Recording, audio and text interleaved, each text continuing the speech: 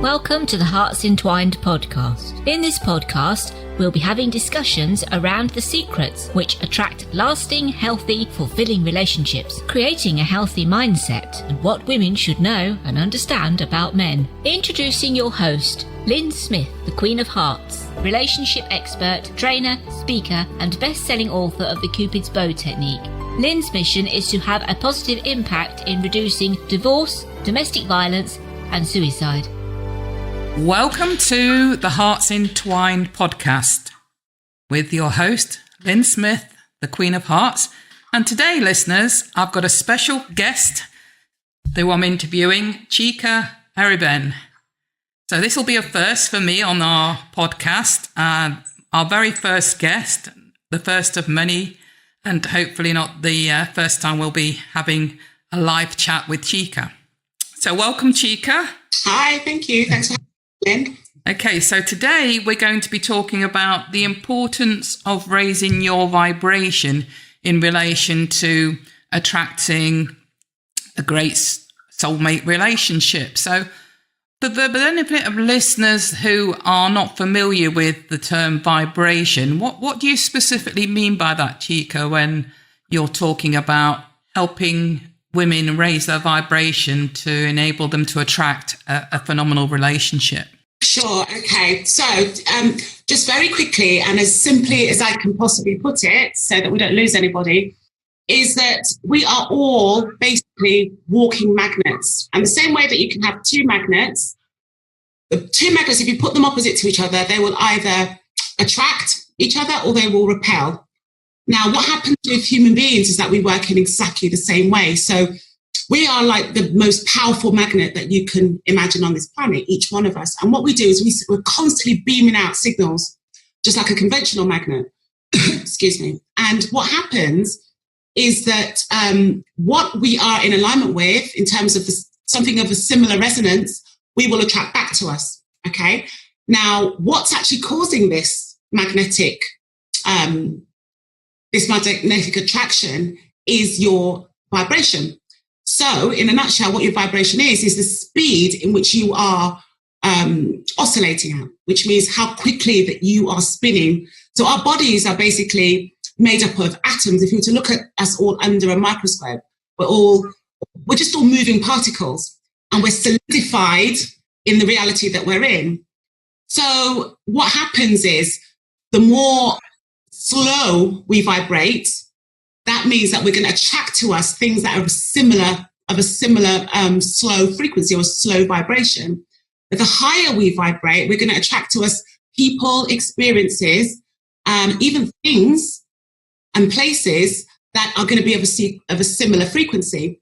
So the whole idea is that by raising our awareness, our consciousness, thinking happy thoughts, being positive, having great conversations, listening to uplifting music, all these things help us to lift. So we hear the terminology, don't we? Oh, that's really uplifting. That's basically, yes. or that's really put me in a bad mood. Oh, she's on a bit of a downer.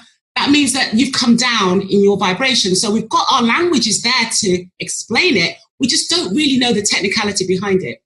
But there is a science to it.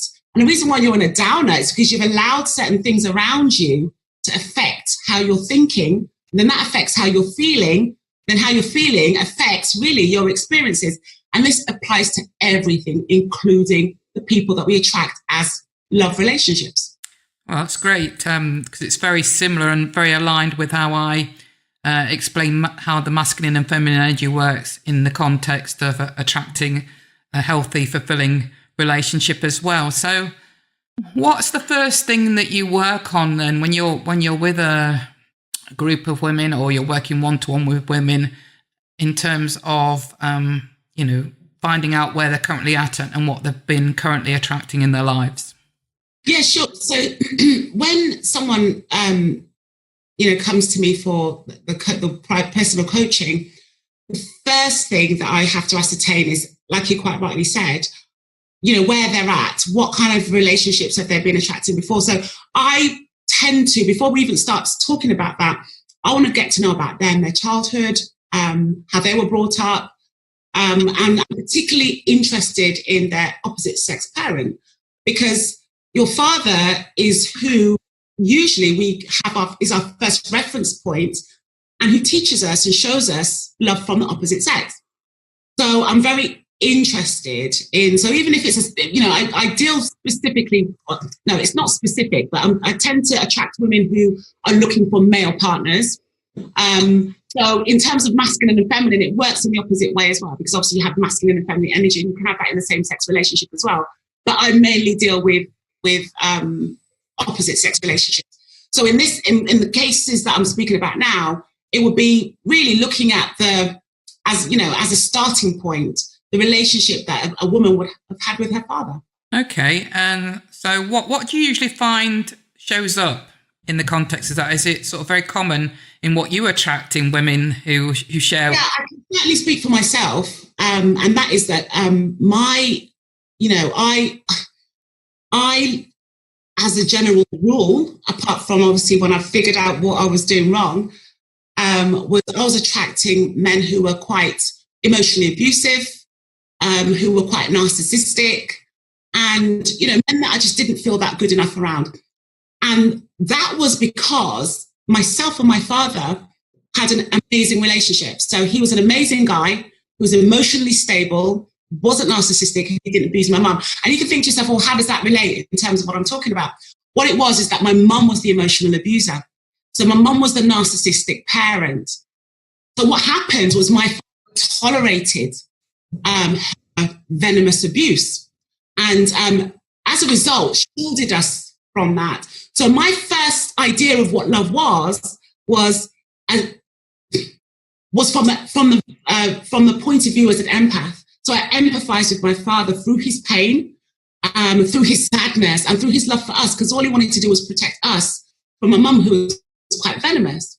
But unfortunately, my very first kind of lesson that my father taught me, which he didn't realize was actually going to be very damaging, was that in order to, save your marriage, you sacrifice, you lay everything on the line, and you just allow this person to take lumps out of you, and you just suck it up. Okay. And that's basically what I was able to get from that. So even though it's, it can work in the opposite way as well, but for me, that was my relationship with my father. He taught me, without teaching me, he taught me that, if you love someone, you just put up with it. You take it on the chin. That's just what love's all about. It comes like this. Yeah. Okay. So, and what sort of commonly shows up from your client's perspective? Do they have that similar story, or do you attract a diverse range of stories? Very, very diverse. But in terms of the opposite sex parents, it could be a parent that was absent. It could be a parent, the father who was the narcissistic person. So the client has always been seeking the approval of that parent. So she then goes on to attract relationships where she doesn't feel good enough, and she has to constantly meet that approval, because really she's seeking the approval of the parent from the perspective of the inner child. Yes. Yeah. So, things are, kind of similar to me, but maybe turned on its head, where there's been, where the mum now has been the one that's been a lot more compromising. The father's very dominant, a disciplinarian. So she goes on to attract, a man, who's very similar to that, because this is what it's her comfort zone. It's what she's familiar with.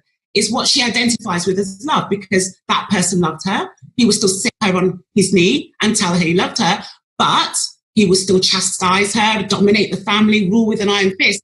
So she learned this double-edged sword and how to make sense of that.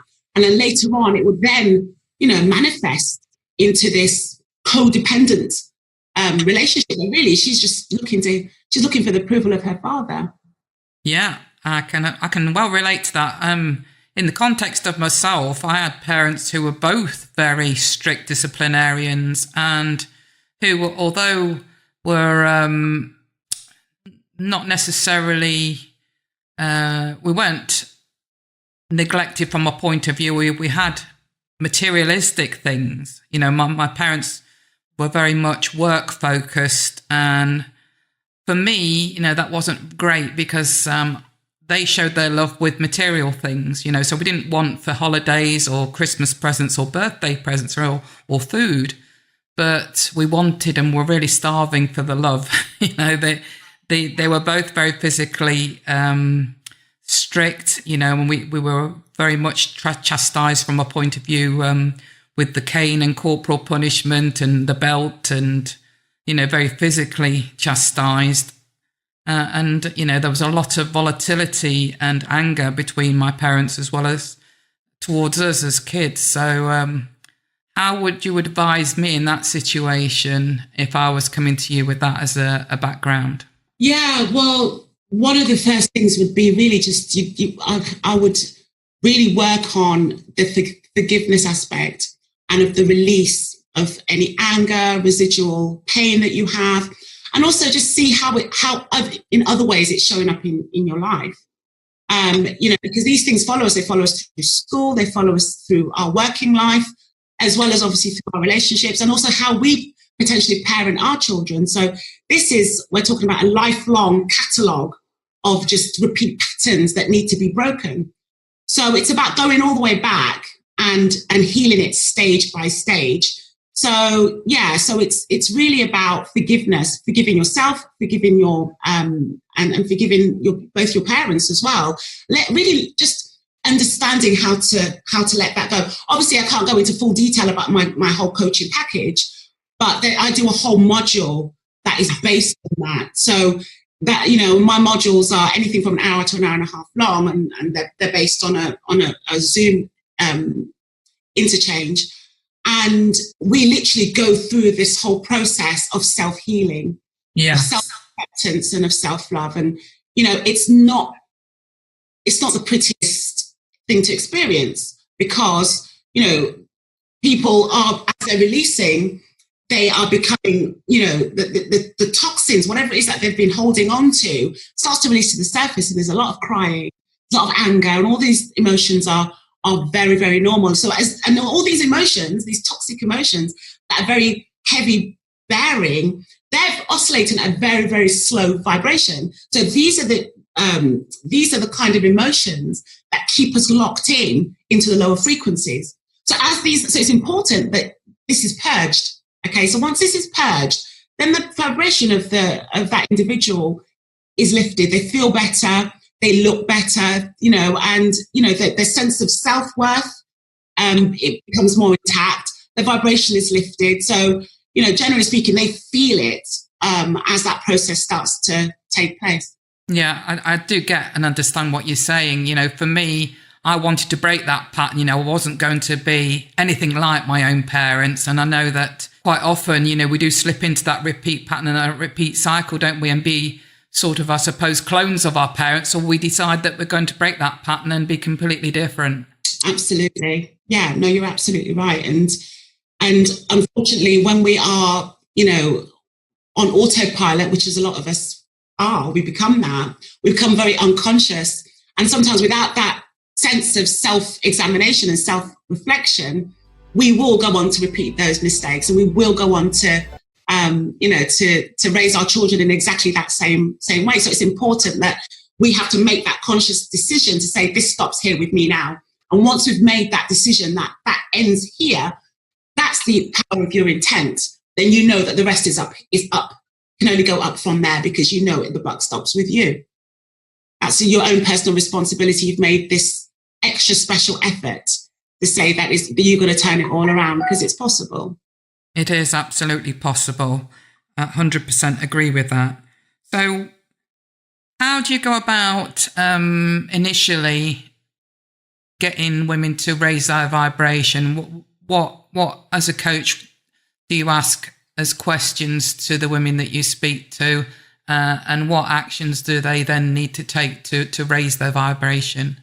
So, you know, obviously as a coach, I'm, you know, it's one of those tricky things, because each person is very, very different. So as a coach, I have to give them all an initial assessment. So I don't have a one size fits all thing for everybody. Even though I have modules, but those modules are specifically tailored to the individual. But just as a general idea I can give you, and that is that it's things, it's to do with your thinking, it's fantastic because now we've got access to the internet. We've got, it's the information age. So, and there's thousands of coaches up and down the country and internationally as well. So gone are the days where we're literally left trying to figure it all out by ourselves. There's so much out there now. So one of the main things that I really, work on with them in terms of raising their vibration is the understanding that they have to raise their consciousness. And what I mean by that is that everything that we think manifests into our consciousness, our actual consciousness. And then we then have to feed that. We feed those thoughts with feeling. Once we've fed them with feeling, then that manifests into an experience. So it's all about just being conscious and mindful and aware of how we're thinking. And I give specific frameworks so that if someone's battling with, say, anxiety or depression or circular reasoning, or they just keep defaulting back to a lack of self-worth, I have two specific techniques that I use that enable them to now, take ownership of that and be able to turn that around very, very quickly, very instantaneously. They're able to now flip it on its head and reprogram themselves using this particular technique. And then what they do from that is those thoughts become less and less. The feelings become starved till the point of non-existence. And then what happens is every so often, if they revisit it, because obviously we're creatures of habit and we will tend to go back, especially, if we've got specific triggers. So once we've identified what those triggers are and we find ways in which we can, minimize those triggers. But if, for example, a trigger happens and then they find themselves defaulting back, because of the technique that's in place, they never default all the way back down to where they're vibrating on that really low level. They will only go down so far, but then all they have to do is be conscious of it again with that technique, and then they come back up again. So they can only really go up and down. Well, they can go up as much as they want, but they can only go down. They won't ever go down below a certain point, if that makes sense. Yeah, it does make sense because I suppose once we start, this self-help personal development journey of, becoming more conscious, i.e. becoming more aware of how our thoughts affect our behaviours, and then, subsequently, how that then manifests in us attracting things sometimes we do want and sometimes we don't want. It's incredible how different your life then shows up. Absolutely. No, you're absolutely right. And the biggest pill that I know I had to swallow was, that was the beginning of my journey when I had to, put my hand up and say, yeah, this is all because of me. It's all to do with me. And I think that's the same thing with my clients when I'm coaching them. They, that penny drops and that shift happens when they put their hands up and say, well, yeah, I attracted it. It's not that it's their fault. It's nobody's fault. These things show up so that we have the opportunity to heal and to grow. And another thing that I really am hot on is, and which is another thing that raises your vibration, is gratitude.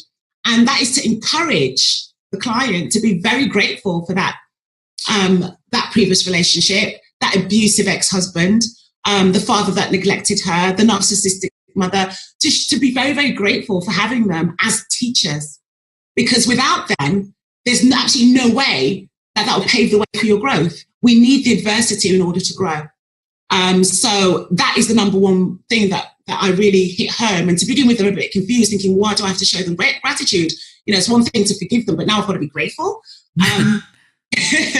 So it's important. These things are what raises your vibration, and it can take you from, a very low scale to very, very high. So, I use a particular chart, and the chart is a vibrational frequency or emotional scale, and it goes all the way. So the lowest form of emotion that we have as human beings is shame. Okay. And that vibrates at a hertz of 20. Okay. And then up from there, you've got things like guilt and fear and anger. And then kind of up halfway, you've got, say something like willingness and acceptance. But right at the top, you've got enlightenment. But on the 500 mark or so is the vibration of love, which is 500 hertz. And that's generally what I work with. So my clients usually come in at a vibrational frequency of about 20, between 20 and 40. Most human beings on this planet are vibrating around 100. And we're talking about way, way, way down the chart. So what I do in terms of expanding their consciousness is I literally stretch them all the way up to the vibration of love, which is who we are. So it's almost like they default up to a love reset. Then they remember who they are. They connect with who they are, their inner being. They fall in love with who they are because they've been reminded. They celebrate who they are. They understand that we're all connected. Everyone's the same. No one's out to get you. Everyone's just playing a little role based on their own upbringing, their own wiring, and what they think is their own sense of self-worth. Just like me, just like them, they've been hurt. They have their triggers. But when you have two people who come together with issues, it can only end badly. So no one's to blame. It's just about understanding and looking at it through perspective. So being able to put a different set of lenses on, all of a sudden you realize that person wasn't actually a villain. It's just about looking at it differently. And then through the release of that and understanding it fully, their consciousness expands, and then they rise very, very quickly up that emotionally frequency chart, all the way up to 500. Oh, that's excellent. I love what you're saying as well, and the fact that you reinforced that it's nobody's fault. The thing is that I keep saying a lot in these episodes that we're not educated about this stuff, in schools or through our parents, and everybody's doing the best they can within the limitations of their own awareness and knowledge and skills. I don't want anybody to feel that, oh my God, I've attracted all this horrible experience. No, there's no right or wrong in it's just, you're absolutely right, Lyn. It's not about self-blame or guilt or feeling, oh my goodness, look what I've done. I've brought all this upon myself. Because again, you're not a victim. Okay, no. So you're not a victim. And that's, I empower people. So if someone comes to me with a victim type of frequency, I have to work very, very quickly and empower them enough to understand they're not a victim, and to look at it from a different perspective. So people can listen to what you say, and different people, depending on where they are, they can misconstrue it. They can take it into any context that they choose to, but that's their choice. And that's what I empower my clients with. So people can be listening now thinking, oh, she's saying that it's all my fault. But obviously I've explained it very well to say it's not their fault. But if they go away thinking it's their fault, then that's their choice. Because people have to be empowered enough to understand that that's your choice to see it that way when it's been explained to you that it's not that way.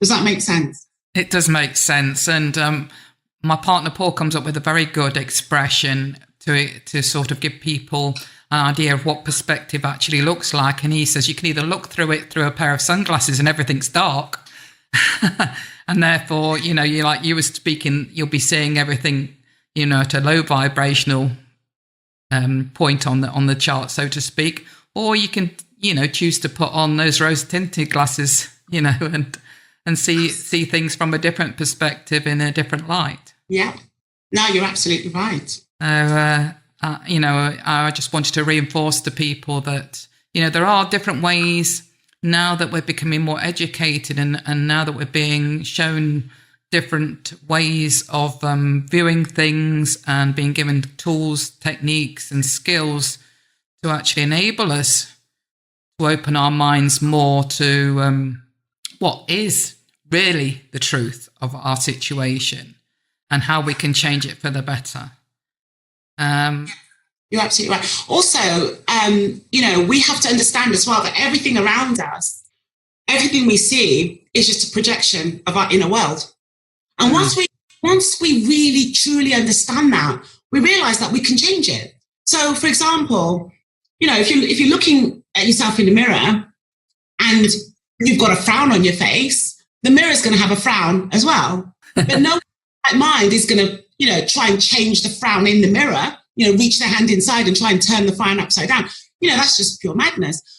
But when we think of the world, that's actually what's happening. And so many of us are walking around with this frown on, but trying to reach outside of ourselves to make the world smile back at us. But we have to smile first. And then everything, that reality is reflected back to us, because everything is a mirror. People that come into our lives, you know, our experiences at work, just going to the supermarket, or how peaceful our journey is in our car, just to travel 10 minutes down the road. All these things depend on the vibration that we are resonating at. So in order to have the best experience, we've got to change ourselves from the inside out. And we hear it a lot of the time, but applying it, sometimes people need that little bit of extra help to understand how to apply it, because you're right, we're not taught it at school. And one thing I'd like to do is reach out to schools, because I believe that we've kind of got it a bit wrong. We have a system in place that teaches children very mechanically. You know, everyone's sitting in facing the same direction, being spoken at, and then, you know, wearing a uniform. So we're all kind of being boxed and pigeonholed, and, you know, I call it, you know, and then we end up being corporately brainwashed as well. So we come out at the other end, you know, for either sixth form or we end up going to college, but it's all within that same system. And then we have these things that have been indoctrinated, that, you know, the doctrines are things that we've been indoctrinated with to do with the relationships. And those relationships that we then go on to attract or be in, it has its roots in what we've been taught at school about relationships, what we've seen in terms of our parents' relationships that are portrayed on television, you know, all the bickering, the sadness, the anger, the love hurts, the pain, the sorrow. We think this is normal. So these poor children, and I know I was one of them, and I'm sure you were, and countless others, we go through life thinking love hurts. It doesn't hurt. Love's beautiful. There's no pain in love at all. The only pain and hurt that's in love is people trying to manipulate or oppress or, you know, abuse or get their own way, or somehow, you know, try to overshadow the person. That's what hurts. That's painful, being with the wrong person. But being in an expansive union with the right person who is your soulmate, that's on another level altogether. That needs to be taught. It's not something that we just wake up to one day and say, oh, I figured it all out. No, it's a process that needs to be taught. And I believe that it will help our society so much if there were more foot soldiers who are going out into schools and what have you. This should be part of the curriculum. It should be part of personal development. Maybe people should be going in and doing workshops, because I really, truly believe that it starts with our young. They're our future. And if we can change, we can change. I mean, I'm 46 years old now, and, you know, I wish I knew this when I was 16, when I was 15, when I was 12. My life would have taken a totally different tangent, because everything that I coach is also totally transferable. It transfers to every aspect of your life also.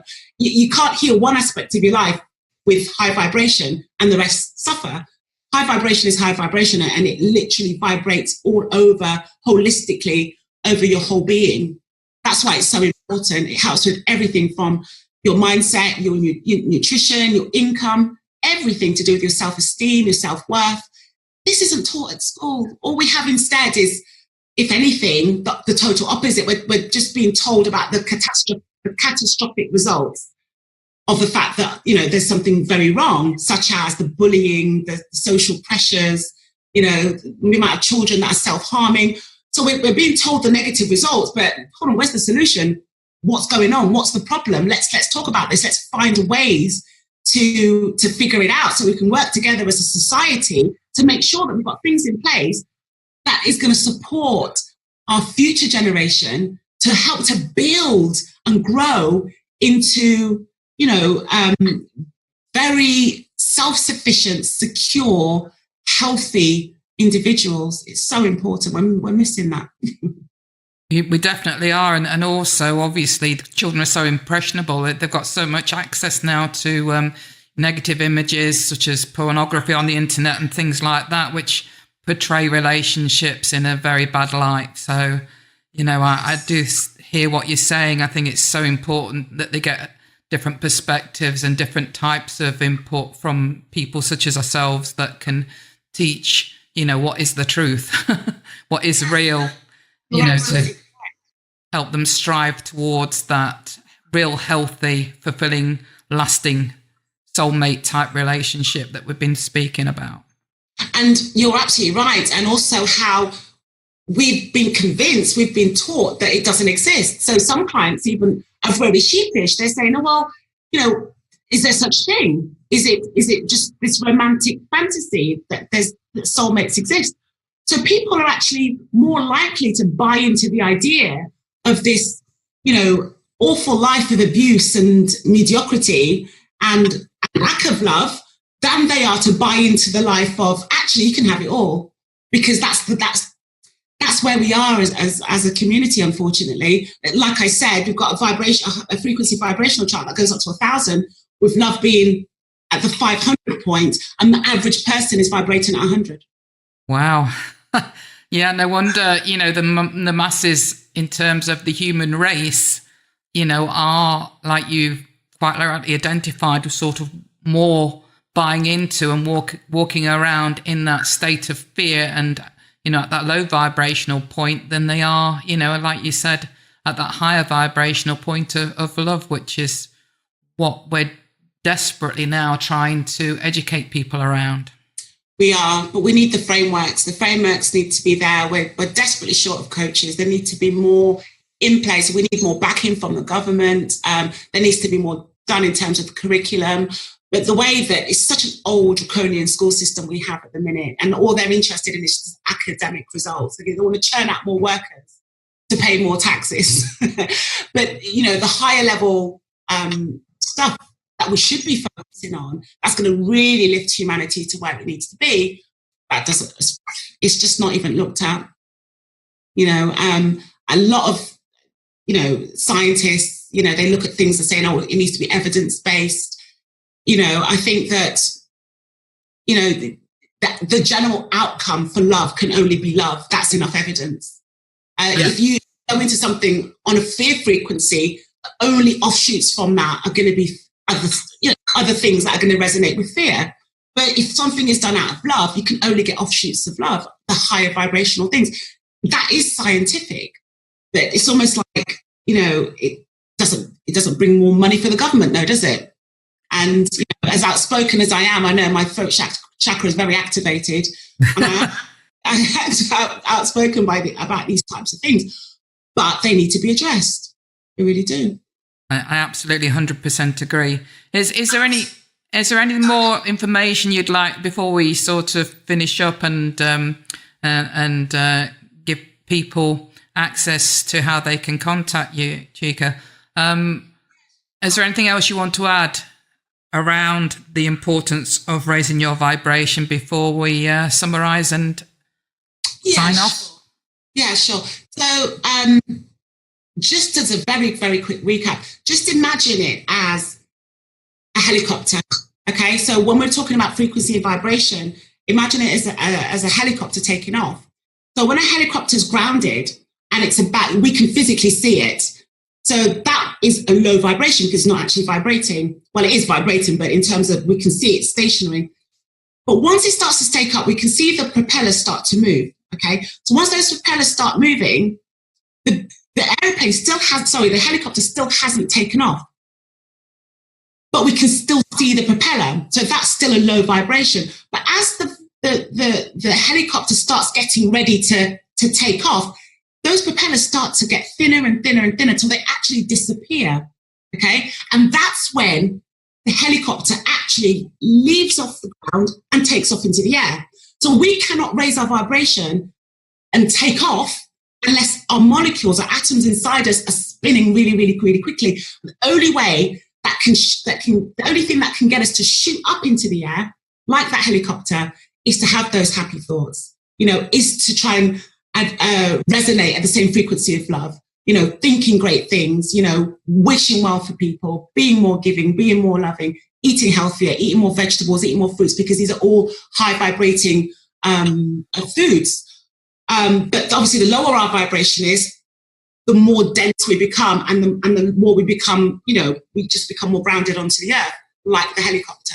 So that's probably the quickest, easiest metaphor to show people as an illustration.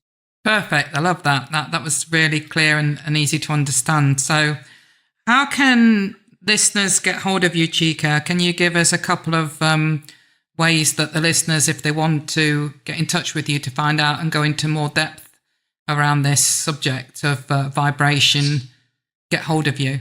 Yeah, sure. So they can email me at love@click-soulmate.com. Or they can go onto my website as well, but that's actually under construction. But the website address is www.click-soulmate.com. Or they can just type into Facebook the Soulmate Manifestor at Click Soulmate. Okay, and that's and they'll go straight onto my Facebook page with that. Excellent. And that information will be included in the show notes. Put my teeth back in the show notes, folks. So if you didn't quite catch what Chika said there, or didn't have a pen to hand, and just check the show notes, and that contact information will be there. So I just want to end by saying thank you very much, Chika. That was really fascinating and very interesting information for our listeners that they've not had access to before. So really happy and grateful that you came on and shared that with us today. And for now, I'm just going to close the episode and say goodbye to Chika. Thanks a lot, Lyn. Take care. And until next time, remember, true love starts with opening our hearts. Bye for now. Thanks for listening to the Hearts Entwined podcast. You can follow Lyn via the Facebook group Two Hearts Entwined, or search Lyn Smith, inspirational speaker, at LinkedIn, or email lyn@hearts-entwined.com. That's LYN@hearts-entwined.com. Remember, true love starts with opening our hearts.